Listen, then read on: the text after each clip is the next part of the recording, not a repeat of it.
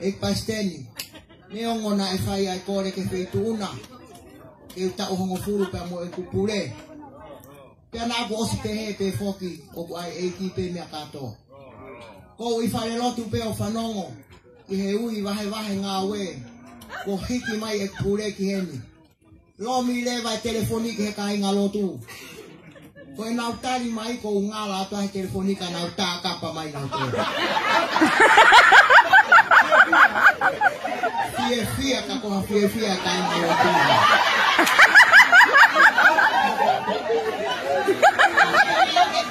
Sekona. Ko e ofala hiat ko fofonga. Neongo kuongo ai mawai. Na tau feohi na tau lahi. Ya ko tu ipe o me ai pe tangata ik pasteni ko ke feunga ke foki mai. Na fai ka au ha si asi.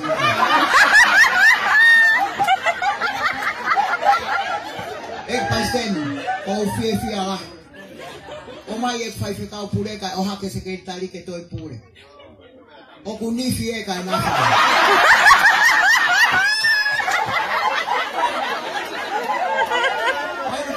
Ke pule kono amanaki ke mau pule fo o. Te mau whakaongongo ki ai. Ko ia foki au whakaongongo ia ki hono ho. Te ako manawa si. Na atu une ho aka e tā koto ake si hasi. Neongo ia, ik paisten.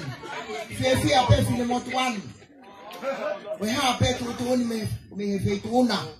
Tali lelei pe he vai mahanga. Whawhetai. Toi tari he hoi kon feliz ka kato ke tau toi hen pe tau fo ou. O toi fia lahi talango fua ka kato ki ai mo e popo pe se te tia. E ko wiloi pe ia wia ke tau kon feliz ko toa pe. Ko pola ko ina tau to kai ai. Ko ngai fu kato fo. Fonu he mea kehe. Sempu ko e hina fo ko e tere ko a kau. Mea kehe. Hu mai e o fefine pa anai. Ko talangi. Wahe kato fo. Ave ki wawa. Ko e kamata e no ave sumu ki wawa u.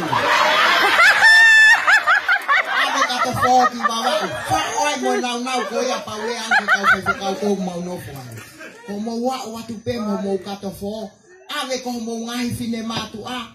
Mili aki mo tolu mo teu aki mo tolu pe a mo tok fe no aki ho mo wa. Ko mo foki na ola. Ave ki ai ke o tala noa. O kamata ia ave sumu ki wawa u kamata he kato fo. O hoko boti hapai ko tui pete tau toi sumu pe tau fo oue. Ek pasteni. Owa na aie foko tui koe ke ave sumu ki hapai pe amo wawa u.